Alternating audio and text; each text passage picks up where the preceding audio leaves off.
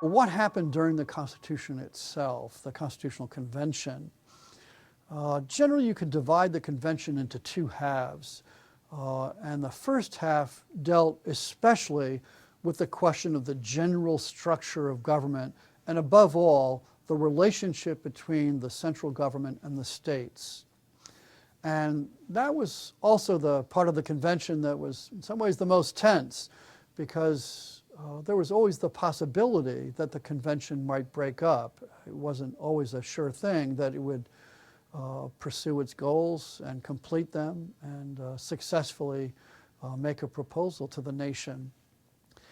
The way things began is that the Virginia delegates got there earlier, and Madison had already kind of put together notes for a proposal, and the extra time they had waiting for others to arrive gave them a chance to flesh that out. And then at the beginning of the convention, the Virginia plan is proposed. And that becomes the first, you might say, working document to be discussed. The key feature, or the key question about it, was the fact that it provided for a tripartite government, not just a Congress, but a government with three branches, a legislative, but also an executive and a judiciary. And then the structure of the legislative branch was the key controversial element, because it would have two parts. It would be a bicameral legislature, and most importantly, the representation in those two bodies would both be proportionate to population. And that was felt to be essential to honor the Republican principle, that what today we might call the one man, one vote principle. This was not accepted happily by some of the states. Why? Well, there were a bunch of small states that really feared that they would be just regularly outvoted by a coalition of the larger states. And they feared that they couldn't really defend their interests. And so they proposed what was called the New Jersey Plan, which was really just kind of a souped-up version of the Articles of Confederation, adding some powers, but still keeping the same fundamental structure of the Articles. So there's fairly heated debate between the representatives of these two different plans, and ultimately it's resolved in what has been called the Connecticut Compromise. And that compromise involved one of the bicameral houses of the legislature being based on representation according to population, and the other one giving equality to the states, the Senate. Now, let me step back for a moment and just kind of mention in passing that a very interesting scholar of early American political thought, Martin Diamond, has an interesting argument that is, I think, illuminating in some way, although in the final analysis being fundamentally wrong. And his argument was this. He said that the debate between the Virginia plan and the New Jersey plan was not really about the small states and the large states. What it represented is that there were many people at the convention at the beginning who adhered to an older theoretical notion known as the small republic. It was especially associated with a certain interpretation of the works of a great French liberal democratic theorist named Montesquieu. And there were passages in Montesquieu which suggested that you could only have republics in a small territory. You couldn't have them in a big territory. And so the question was, how would that apply to America? I mean, the 13 colonies were considered a pretty big territory. And so some people argued, according to Diamond, that you couldn't really have a Republican government in a large territory. All you could have was something like a loose confederation, where really the real governments were the states, and the central government was just fairly loose confederal government, such as the one under the Articles of Confederation. I think Diamond is wrong about that. And I think if you look at the debates of the convention, especially Madison's notes on the convention, you can see that, in fact, the traditional perspective that says that the large state, small state dispute was really the key issue is actually the correct one. This comes across especially in a little note that Madison includes right around the time that the New Jersey plan was proposed, when some of the small states were really unhappy with the Virginia plan because of the equality of representation in both branches. And one of them came up to Madison after the debates for the day, and he said, "You see, Mr. Madison, you see what comes of pushing things too far? There are many of us in the small states that are friendly to a strong central government, but not if it means basically, putting ourselves in jeopardy of being dominated by the larger states." Well, as it turns out, the small states insisted strongly enough that they were able to get equality of representation in one of the two branches, in the Senate, and that was really satisfactory to them. The irony is that people refer to the Connecticut Compromise, but it really wasn't much of a compromise. It was really a victory for the lower states, the smaller states, who got a veto power, in effect, in one of the houses of Congress. So after the Connecticut Compromise, that issue is resolved. Madison and other large state people, many of them were kind of disgusted. They thought it was really a violation of the principle of republicanism. But they thought it was really essential to have a stronger government, and so they were willing to go along with the compromise. And so the Connecticut Compromise was accepted, and the broad outlines of the Virginia plan became the basis for discussion of the Constitution. Now, in the second part of the Constitutional Convention, you had really two sets of issues that were dominant. One was issues dealing with the North and the South, and those concerned slavery and commerce. So, for example, you had the question of whether slaves would count for a full person for purposes of representation, or as a full person for purposes of taxation as well, because taxation was often proportionate to the population of the state for certain kinds of taxes. Basically what the founders did was carry over a compromise from the Articles period, which involved counting the slaves as 3/5 of a person for purposes of both population and taxation. There were also provisions dealing with the question of fugitive slaves as well, and for ending the slave trade after 20 years. So that was one batch of issues, slavery. The other issues between North and South were commercial ones, and especially the question of, for instance, taxation of exports. The South in general tended to be more agricultural. The North was more commercial, had more merchants, and so there were different economic interests there. And again, there was a series of compromises about the power of government to regulate commerce and certain limitations on taxing power as well. The second set of issues were issues with respect to the executive, the new presidency. And there was general agreement from the beginning that it would be a unitary executive, that is, there'd be one person. They recognized, for reasons that Hamilton describes later in the Federalist, that an executive that had more than one person in it would be ineffective. So there was to be a single executive. There are all kinds of really difficult questions, though, about what would be the length of his term of office. Would he be re-eligible for office or just have a single term? And then also, what would be the mode of election? How would you actually select the president? And that was a real question.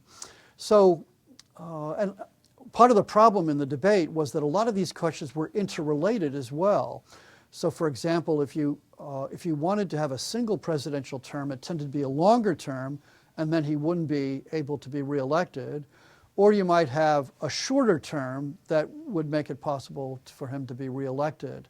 And the delegates kind of went back and forth numerous times. There's also the question of, would he be elected by Congress? But if so, would that make him beholden to Congress? Well, maybe not if he wasn't subject to re-election. So that's an issue. Should Congress do it? Should the states get involved in selecting the executive, or would they have a vested interest in a weak executive? Should the people be involved in electing? But gee, how would people in Georgia know anything about people up in Massachusetts? How would people really know who to vote for out of what at the time was a very large country with limited communication? So all kinds of serious problems. The founders are actually very proud of what they ended up with, the compromise, although as it turns out, what they produced, the Electoral College, never quite operated as they anticipated that it would. But eventually, they were able to resolve these issues, and by the fall, by September, they had agreed on the Constitution. They worked out a formula that made it possible to say that there was the unanimous agreement of the states. There were actually 3 dissenters who didn't sign the Constitution at all at the end, although in the future some of them actually were active participants in the new government. There were especially George Mason of Virginia, Elbridge Gerry of Massachusetts, and Edmund Randolph of Virginia. Randolph actually even came back to support the Constitution in the ratification debates. But aside from those 3, the others agreed. Now, of course, some of the others who were unhappy with the form of government had left early. So, for example, there were representatives from New York who were so disgusted with the Virginia plan that they left the convention and never came back. But at the end, among the delegates there was at least a majority of each delegation that supported the Constitution. Hamilton was the only one left from New York. He signed for New York. And so you could say that the states had unanimously supported the Constitution. And so the Constitution goes forth and it gets presented to the states. Now, the way this happens actually is interesting, and it sheds light on the radical nature of the Constitution. And how is that? Well, first of all, we've seen that what the Constitution did, what the Constitutional Convention did, wasn't simply amend the Articles. In fact, it's clear that from the beginning, they pretty much scrapped the Articles and started over with this whole new form of government with a different structure. And so that was something for which it was seriously criticized. It really had exceeded the terms of its commission, some people argued. That's one argument. Now, the response to that was, I think, a fairly simple one in some ways, a kind of legal argument. The people who defended the Constitutional Convention would say something like this: we were given a task. We're supposed to propose amendments to the Articles in order to produce a government adequate to the needs of the nation. Now, which is the means and which is the end? Well, you're revising the Articles to achieve the end of an adequate government. What if you quickly come to the conclusion that merely revising the Articles doesn't give you an adequate government? Under those circumstances, what do? Do you sacrifice the end to the means or the means to the end? They argued that our real responsibility was to produce a government that was adequate to the needs of the nation. And so that meant going beyond mere revision, and so that's what we did. And I think that's a pretty plausible argument. On the other hand, the other parts of what they did were more debatable. The original assumption was that the convention would report back to the Congress about what their proposals were. Well, what the Constitution itself, in the last article, actually provides for is that the Constitution will go out to the individual states and will be dealt with by ratifying conventions in the different states, and rather than going to Congress. So that was a significant change. Obvious reason for it. If it goes back to Congress and goes to the state legislatures, who clearly are going to lose some power under the new document because this new central government is stronger, have a vested interest in not supporting the Constitution. So the founders wanted to do a kind of end around the state legislatures and go directly to the people by having ratifying conventions. In addition, and this is in some ways the key question about what they did, they said that the new Constitution would go into effect once it had been ratified by 9 states. Now, under the Articles of Confederation, amendment of the Articles required unanimity. All the states had to support the amendment. So the founders were explicitly rejecting the terms of the Articles in providing for ratification by less than a unanimous vote. The founders had to do it. It's simply a fact of life. If you wanted to get unanimity, you just weren't going to get it. You know, there were too many differences among the states. In fact, it's kind of almost a joke that Rhode Island, no matter what everybody else did, Rhode Island would want to do something different. The bottom line is that if you had unanimity, you might as well not bother with it because you weren't going to get that. You needed something more practicable, which would be something like, in this case, something like a 3/4 majority. So they put it out there, and their argument here was somewhat different. They recognized that what they were doing was violating the Article's requirement, but they said, you know, after all, we are only proposing. You know, we're not the ones who are actually giving authority to this document. The document has no authority of simply coming from our pens, you know. The only place it will get authority is from the people, if the people ratify it. That ratification, in fact, constitutes, as I discussed earlier, the people invoking their right to alter or abolish the form of government in order to achieve a government that was adequate. And so, in effect, what the framers did was to appeal to the people's right to revolution. And the key thing was that the people actually accepted that. Ultimately, the Constitution is ratified, and that provides us with a ground for saying that the people, in fact, gave authority to the document, and therefore what the framers had done was legitimate. Okay, so that's the Constitutional Convention. And again, it goes forth with Washington's support, which is a key factor. The actual ratification debate is interesting. It was very hard fought. There were really deep differences. Of course, you had the emergence of the anti-federalists who opposed ratification of the Constitution. Now, the very terms Federalists and Anti-Federalists was a tremendous PR victory for the Federalists, because what you really could have called the two groups was the Nationalists, those who supported the Constitution, and the Federalists, those who supported something more like, you know, simply a minor amendment of the Articles of Confederation. And, you know, Nationalists and Federalists would have articulated the difference between them in some ways more precisely.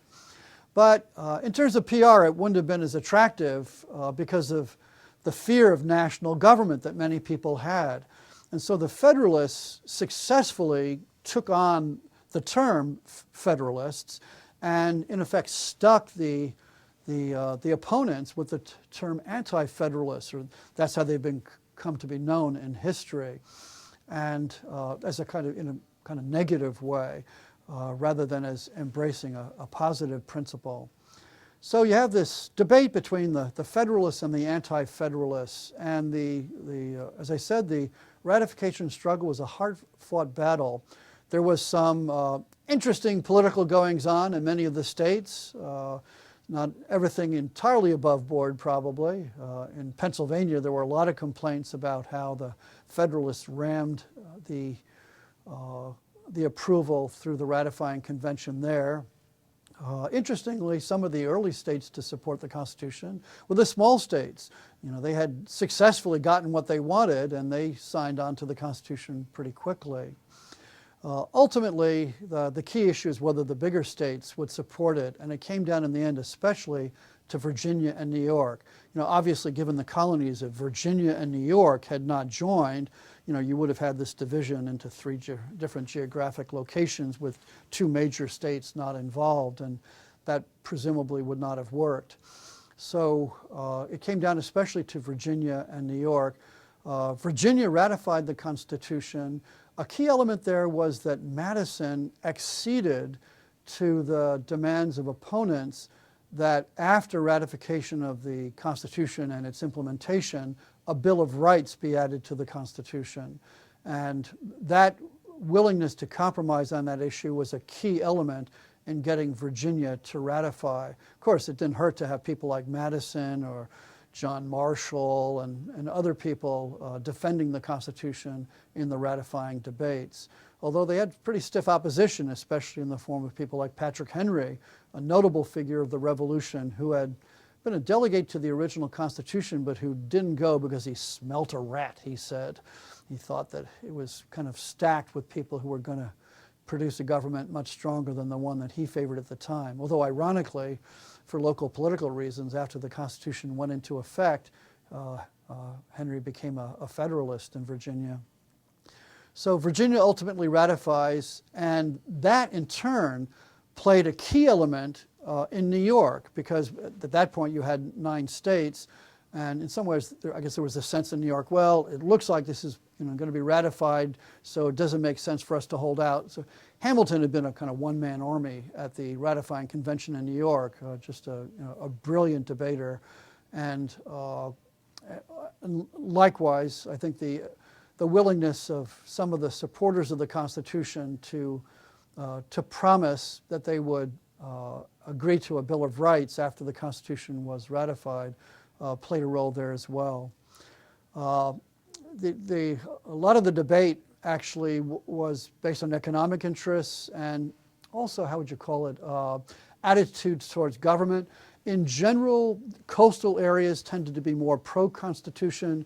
Backwoods areas where people were less fond of government tended to be more hostile to the Constitution. In general, commercial interests were quite strongly in favor of the Constitution. Agricultural interests somewhat more divided.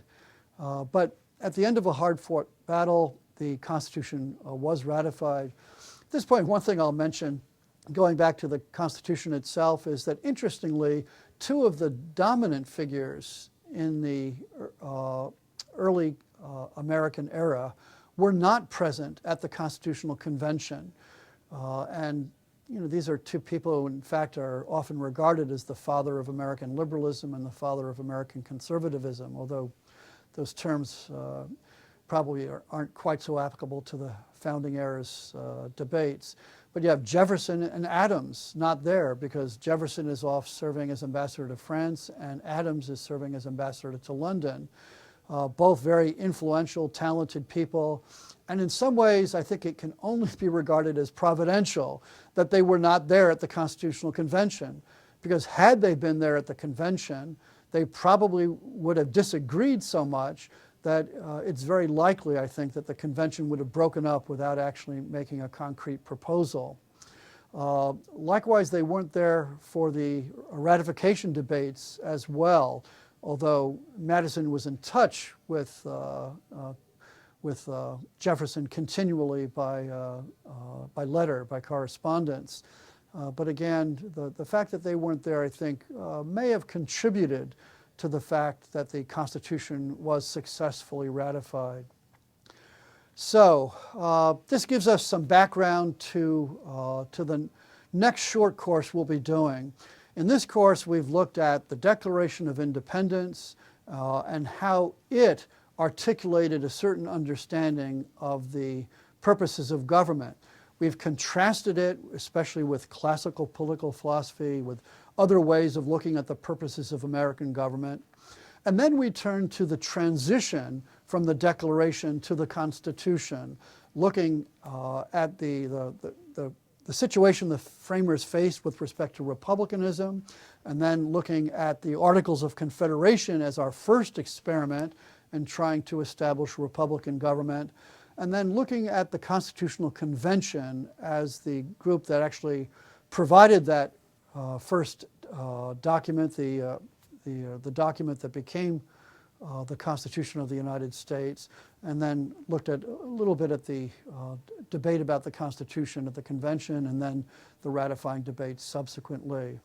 So this puts us in a position, I think, to look forward to our next short course, which will be on the fundamental principles of the original Constitution. It's been great having an opportunity to talk to you. I hope this gives a better understanding of where the founders were coming from as they established our new government, and I look forward to seeing you on another occasion. So long.